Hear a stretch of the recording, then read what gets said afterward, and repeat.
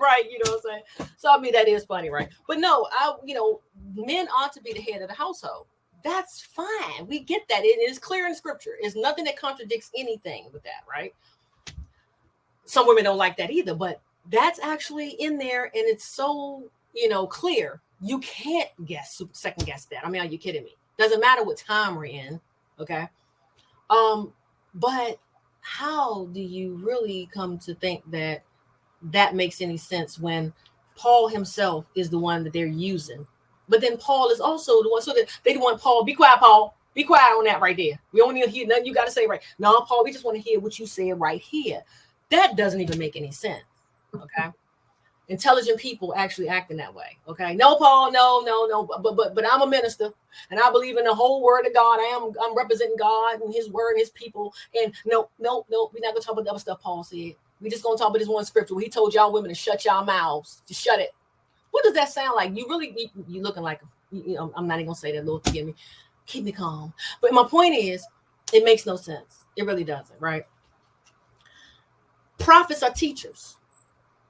Well, we know that's true, and there's several scriptures in the Bible that shows you that. Before we in biblical accounts, but before we go into that, because I'm bringing up something when I say prophets are teachers, so I'm just throwing that out there for a second. But let me just talk about teaching. What is teaching?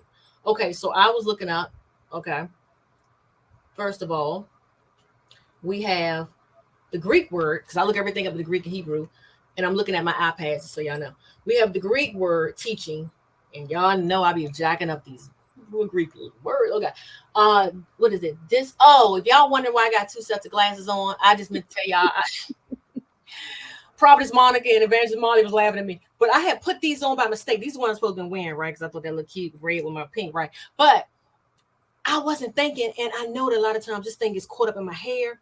When I put it, I said, oh, forget it. I'm leaving it there, and I'll just use these. So please forgive me. But that's why I'm looking kind of crazy with two sets of glasses. Okay. But we can work it out.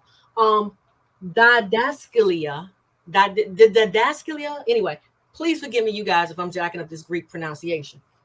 It refers to the act or process of instructing or imparting knowledge to others. Please pay attention to that, right? Let me say it one more time. In Greek, the word for teaching is Didaskalia. Didascalia. Okay, Monica, if you got that, you know what I'm saying. It refers to the act or process of instructing or imparting knowledge to others. The Hebrew word for teaching is limud, looks like Limmud. Limud. It encompasses the concepts of learning, instruction, and education. May I remind everyone that last week what the Lord told me to tell everyone in the body of Christ that this is a season of instruction. I thought it was so funny that I didn't catch it until now, that he says a season of instruction. Here we are talking about whether women should be teaching, which is still instruction. Anyway, but I that fell short of me, but I got it now. Thank you, Lord. That was funny. So both teaching, the word teaching in Hebrew and Greek, this is what it means, right? And it all kind of goes together, right? It's the same thing, saying the same thing. The Bible, the word for instruction can be translated in Greek and Hebrew depending on the specific context. Okay, so here are just some of the context. In Greek, the term refers to training, education, or discipline being given to someone for purpose of shaping their character or behavior. Y'all need me to repeat that? Okay, I repeat it just for the people that's watching, just in case.